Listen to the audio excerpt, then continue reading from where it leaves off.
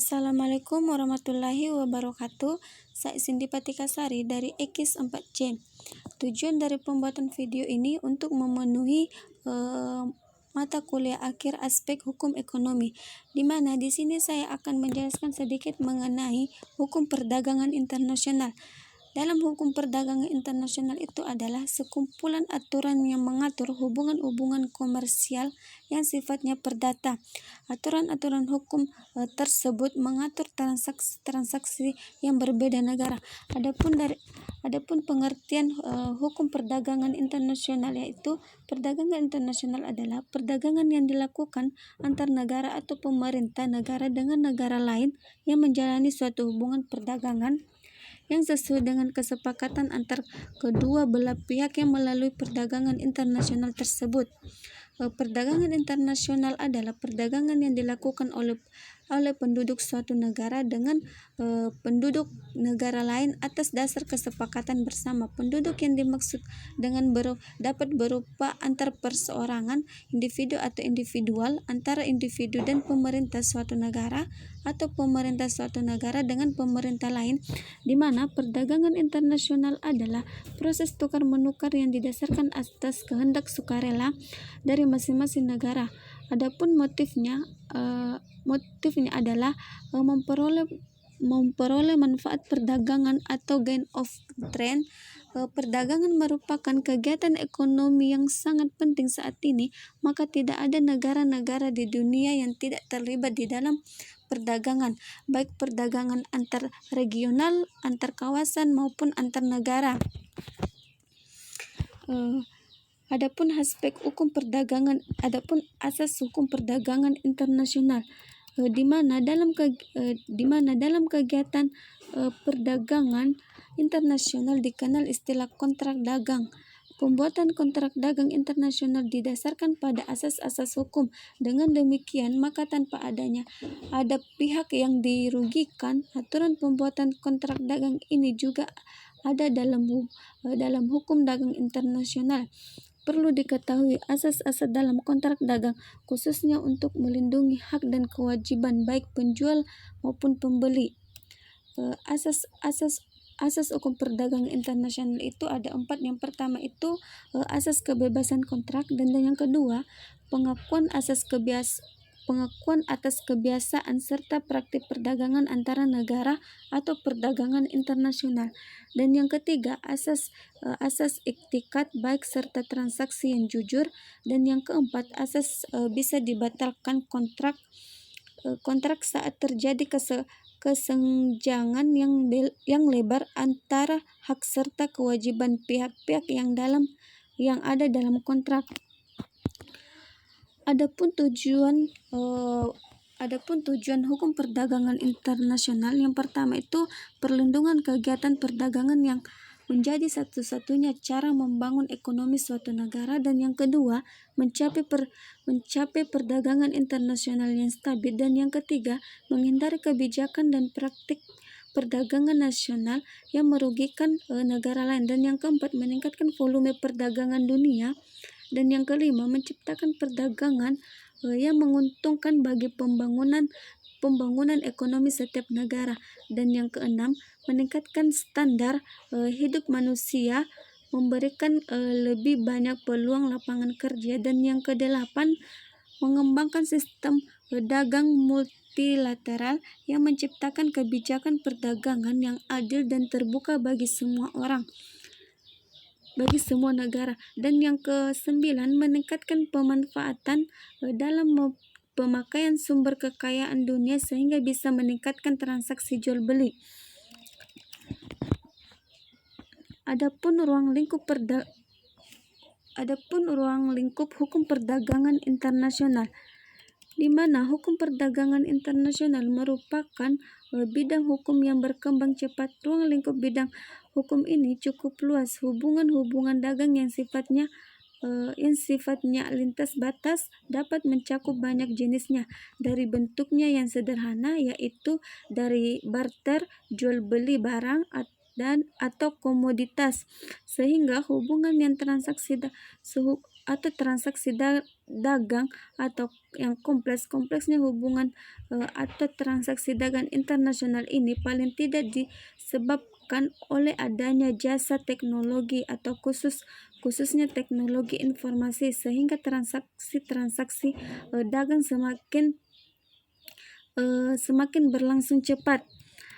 Ada beberapa motif atau alasan mengapa negara atau subjek hukum atau pelaku dalam perdagangan melakukan transaksi dagang internasional. Kesadaran untuk melakukan transaksi dagang internasional juga telah cukup lama didasari oleh para pelaku pedagang di tanah air sejak abad ke-17.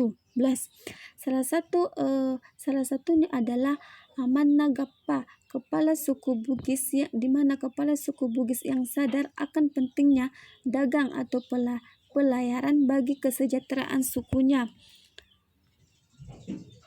Keunggulan suku Bugis dalam berlayar dengan hanya menggunakan perahu-perahu Bugis yang kecil telah mengarungi lautan luas hingga ke Malaya atau sekarang menjadi wilayah Singapura dan Malaysia. Adapun esensi yang bertransaksi dagang ini merupakan dasar filosofi dari munculnya perdagangan, sebagaimana telah dikemukakan sebelumnya bahwa perdagangan ini merupakan suatu kebebasan fundamental. Dengan kebebasan ini, siapa saja harus memiliki kebebasan untuk berdagang. Kebebasan ini tidak boleh dibatasi oleh adanya perbedaan agama, suku, kepercayaan politik, sistem hukum, dan lain-lain. Piagam hak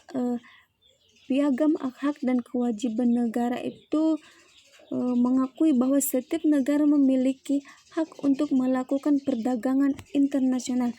Adapun pendekatan hukum perdagangan internasional, di mana luasnya bidang cakupan dalam hukum perdagangan internasional membuat cakupan yang dikajikan sulit untuk tidak tumpang tindih dengan bidang-bidang lainnya, misalnya dengan hubungan ekonomi internasional, hukum transaksi bisnis internasional, hukum komersial internasional, dan lainnya.